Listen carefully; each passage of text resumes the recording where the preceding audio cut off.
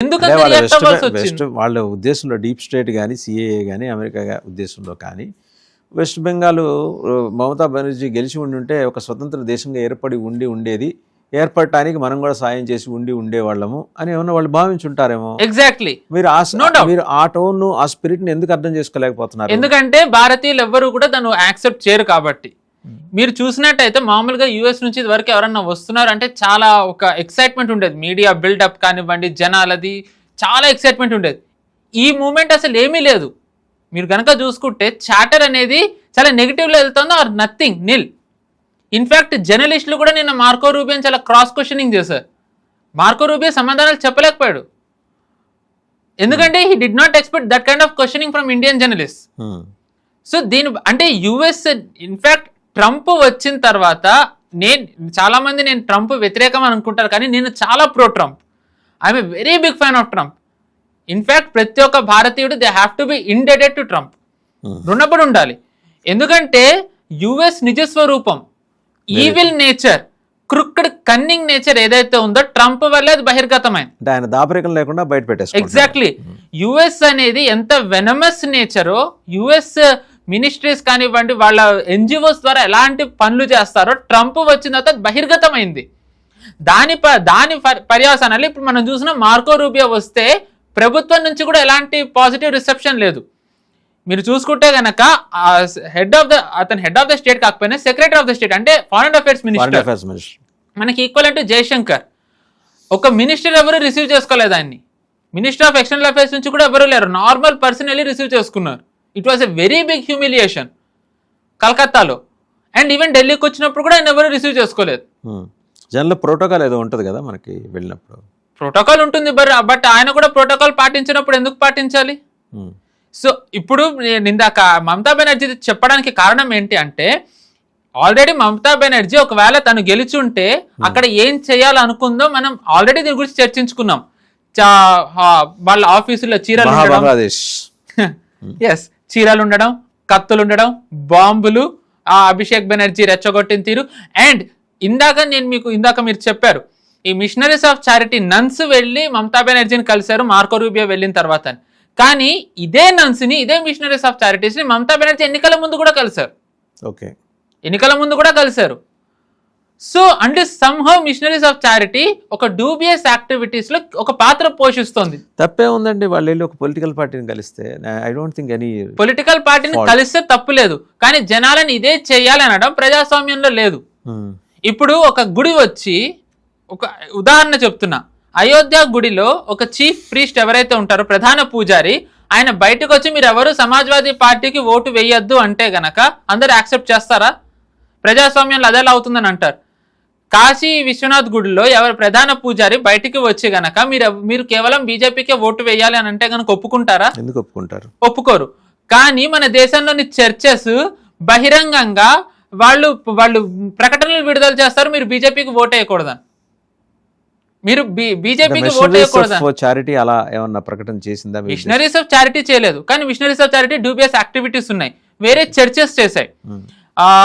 I think ఇప్పుడు ఏదైతే ప్రభుత్వం నడుస్తోందో నాగాలాండ్లో, ఈ ఎన్నికలు జరిగే టైంకి నాగాలాండ్లోని చర్చెస్ అసోసియేషన్లు బహిరంగంగా ప్రకటనలు విడుదల చేశాయి, ఎవ్వరూ కూడా క్రిస్టియన్స్ బీజేపీకి ఓటు వేయకూడదు అని.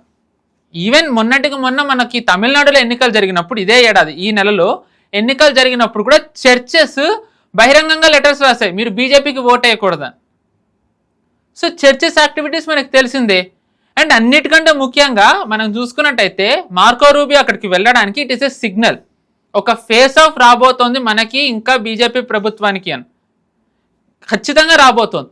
ఎందుకంటే ఈ ఎన్నికలు ఇంకా ఈ ప్రక్రియ అంతా మొదలయ్యే ముందర అరౌండ్ మార్చ్ ఏప్రిల్లో బీజేపీ ఒక బిల్లు తెచ్చింది, బిల్లు కూడా కాదు, అమెండ్మెంట్, FCR. ఇది మోదీ గారు వచ్చిన తర్వాత నుంచి ఈ 12 ఏళ్లలో సుమారు 20,693 ఎన్జిఓలను రద్దు చేశారు లైసెన్స్.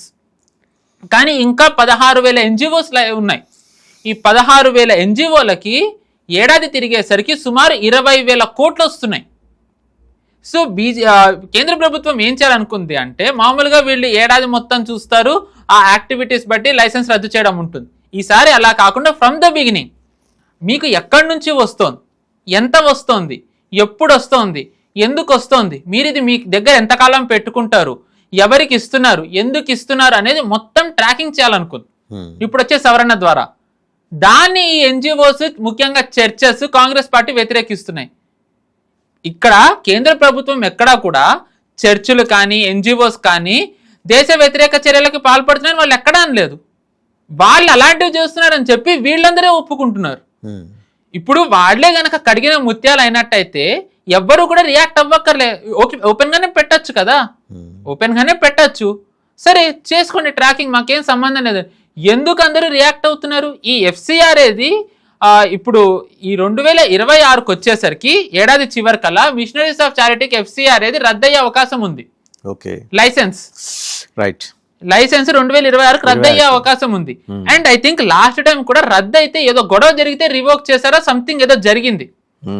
ఈసారి మార్కో రూబియో వచ్చే ముందర యుఎస్ కాంగ్రెస్ మెన్ ఒక అతను మార్కో రూబియోకి లెటర్ రాశాడు, మిషనరీస్ ఆఫ్ చారిటీని మనం సపోర్ట్ చేయాలి, మిషనరీస్ ఆఫ్ చారిటీ చాలా గొప్పది, అండ్ అక్కడ ఎఫ్సిఆర్ఏ నిబంధనల గురించి ప్రభుత్వం మీరు మాట్లాడాలి అక్కడ ప్రభుత్వంతో, మిషనరీస్ ఆఫ్ చారిటీకి వ్యతిరేకంగా ఎఫ్సిఆర్ఏకి వ్యతిరేకంగా మీరు అక్కడ గళం వినిపించండి, ప్రభుత్వం మీద ఒత్తిడి తెండాలి. ఇదే యుఎస్ ప్రభుత్వం వీళ్ళే చాలా చైనా ఇల్లీగల్ ఫండింగ్ చేస్తోంది అని చెప్పి వీళ్ళు మొన్నటికి మొన్న చాలా వాటికి వీళ్ళు యాక్షన్లు తీసుకున్నారు. అంటే వీళ్ళ దేశంలో చైనా ఫండింగ్ ఒప్పుకోకూడదు, కానీ మన దేశంలోకి మాత్రం విచ్చలవిడిగా ఈ యుఎస్, వేరే యూకేను, ఫ్రాన్స్ ఈ దేశాల నుంచి వచ్చే ఎన్జిఓస్ ఫండింగ్ ని మాత్రం మనం ఒప్పుకోవాలా? అండ్ వీళ్ళే కనుక నిజంగా అంత క్లీన్ గా ఉన్నట్టయితే వీళ్ళు ఎందుకు భయపడుతున్నారు? Missionaries of charities nice, neat, సేవా సంస్థ, దానికి ఫారెన్ నుంచి ఫండింగ్ వస్తుంది, నో ఇష్యూస్. వాళ్ళు చెప్పడానికి ఇష్యూ ఏంటి? అండ్ అలాంటి దాన్ని మార్కో రూబియో వెళ్ళి కలిశాడు అంటే క్లియర్గా మన మీద ఒత్తిడి తేవడానికే కదా మార్కో రూబియో చేస్తుంది. అండ్ ఇదే మిషనరీస్ ఆఫ్ చారిటీ ఏ నేపాల్లో అయితే రెవల్యూషన్ తెచ్చిందో ఆ నేపాల్ నుంచి నిన్న యుఎస్ ఎంబసీ ఢిల్లీలో ఒక ఇండస్ట్రియలిస్ట్ కలిశాడు వచ్చి, సిజీ అని అక్కడ ఒక కంపెనీ ఉంది, ఆ కంపెనీని విక్రమ్ అని ఆయన నడుపుతారు, ఆయన ఫ్యామిలీ వాళ్ళు వచ్చి మార్కో రూబియోని కలిశారు ఢిల్లీ వచ్చి. సరే క్యాజువల్ మీటింగ్ ఏంటి అనేది ఐ థింక్ మనకి రాబోయే కాలంలో తెలుస్తుంది. అండ్ ఇండస్ట్రియలిస్టులు వచ్చి కలవడాన్ని మనం ఇంకా సీరియస్గా చూడాలి, ఎందుకంటే వీళ్ళకి ఇండస్ట్రియలిస్టుల మీద చాలా గ్రిప్ ఉంటుంది అండ్ ఎన్జిఓస్కి ఇండస్ట్రియలిస్టుల మీద ఇంకా గ్రిప్ ఉంటుంది. మనం చూసుకున్నట్టయితే మన దేశంలోనే ఇట్స్ క్లియర్ కట్ నెక్సస్ అంటారు 100% డౌన్ ద లేన్ ఖచ్చితంగా మన దేశంలో ప్రొటెస్ట్లకి ఒక రకంగా ఫేస్ ఆఫ్ రాబోతోంది. అండ్ ఇంకొక కారణం ఎందుకు అంటున్నాను అంటే మార్కో రూబియో వచ్చే టైంకే ఈ cockroach Janata party I think chatter చాలా ఇప్పుడు ఆఫ్ ద రూఫ్ వెళ్ళింది. ఆ cockroach Janata party Marco Rubio వచ్చే ముందే వాళ్ళు అనౌన్స్ చేయడం, వాళ్ళది ఫాలోవర్స్ చాలా పెరిగిపోయారని రావడం, ఇదంతా మనం చూసాం. వీళ్ళు I think Saturday or Sunday అంటే మార్కో రూబియో మన దేశంలో ఉన్నప్పుడే బెంగళూరులో వీళ్ళు ప్రొటెస్ట్ కూర్చుంటామన్నారు. కర్ణాటక పోలీసులు ఒప్పుకోలేదు. మనం చూసుకుంటే కనుక యుఎస్ నుంచి ఎప్పుడు ఎవరు వచ్చినా ఏదో ఒక గొడవ చేయాలనుకుంటారు ఎవరో ఒకళ్ళు. 2020లో ట్రంప్ వచ్చినప్పుడు సిఏఏ ప్రొటెస్టులు జరిగాయి, 2025లో వ్యాన్స్ వచ్చినప్పుడు పెహల్గాం జరిగింది, ఇప్పుడు 2026లో రూబియో వచ్చినప్పుడు మనం చూసాం ఈ వీళ్ళు గొడవలు చేయాలని అనుకున్నారు. అంటే ఏంటంటే మన దేశంలో జెన్సీ గొడవలు నడుస్తున్నాయి, ప్రభుత్వం మీద యాక్సెప్టెన్స్ లేదు, యుఎస్ ఇన్వాల్వ్ అవ్వాలి. అండ్ మన దేశంలోనే చాలా మంది యుఎస్ ఇన్వాల్వ్ అవ్వాలని కోరుకున్న వాళ్ళు ఉన్నారు, మనం చూస్తున్నాం. యుఎస్ ఇన్వాల్వ్ అవ్వాలని కోరుకుంటున్న వాళ్ళు చాలా మంది మాట్లాడుతూనే ఉన్నారు. సో యుఎస్ క్లియర్గా మన దేశంలో ఇంటర్నల్ దాంట్లో ఇన్వాల్వ్ అవుతోంది. ఎందుకంటే ఇప్పుడు ఈ కాక్రోచ్ జనతా పార్టీ ఏదైతే ఉందో